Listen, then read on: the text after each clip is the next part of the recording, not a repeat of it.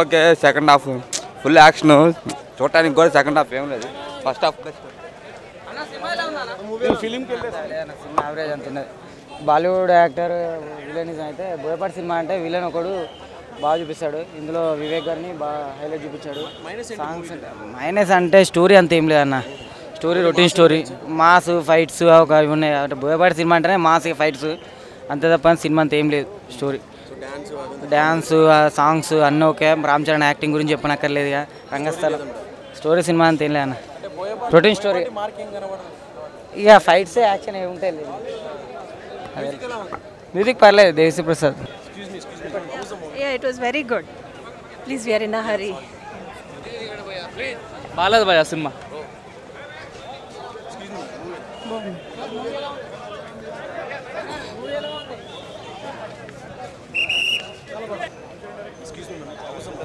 బాగుందండి. బాగుంది భయ మూవీ. బాగుంది భయ, చాలా బాగుంది. యావరేజ్.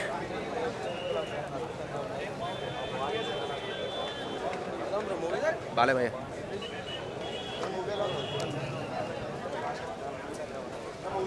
బాగుందండి, సూపర్.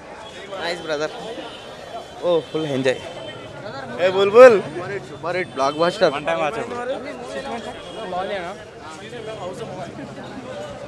సూపర్ అండి, సూపర్ ఉంది సార్. ఓకే మొత్తం బాగుంది.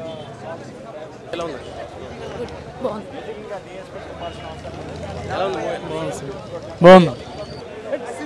ఇంకా తిరుగులేదు.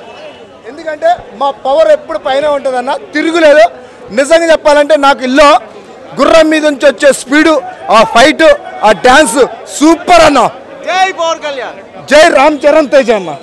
సినిమా బాగుంది భయ్య, సూపర్ హిట్. 100 days అంటే ఇప్పుడు మన కలెక్షన్ వస్తే సరిపోతుంది. బట్ ఓకే, అందరు ఫ్యామిలీతో వెళ్ళే విషయం అని చెప్పచ్చు. చాలా బాగుంది మూవీ. అందరు ఫ్యామిలీతో వెళ్ళండి, లవర్స్ తోటి వెళ్ళండి, అందరు చిల్డ్రన్స్ తోటి వెళ్ళండి, హ్యాపీగా చూడండి, ఎంజాయ్ చేయండి, సంక్రాంతి ఎంజాయ్ చేయండి. జై పవర్ స్టార్, జై రామ్ చరణ్. ఎక్సలెంట్ మూవీ అండి. Complete Sankranti entertainer, mass, commercial, action అన్నీ కలిపిన సినిమా.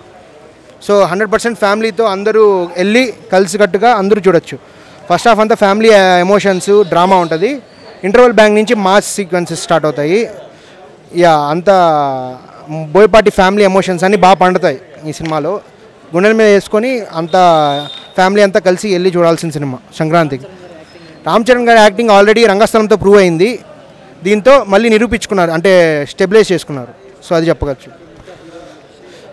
మెయిన్ ప్రశాంత్ గారు మెయిన్ లీడ్ రోల్ దీంట్లో, అంటే main backbone of the movie Prashant గారు. అంతా మొత్తం ఫ్యామిలీ కూడా, కానీ ఎక్కువ క్యారీ చేసింది రామ్ చరణ్ ఎమోషన్స్ ప్లస్ ప్రశాంత్ గారితో ఉంటుంది scenes. So music BG highlight అండి. మ్యూజిక్ కూడా ఫస్ట్ అన్ని పాటలు బాగున్నాయి. ఫస్ట్ హాఫ్లో 4 songs వస్తాయి. So excellent movie. బీజీ కానీ అంతా ఎక్సలెంట్ మూవీ. పాటలు అంతా బాగుంటాయి. Thank you.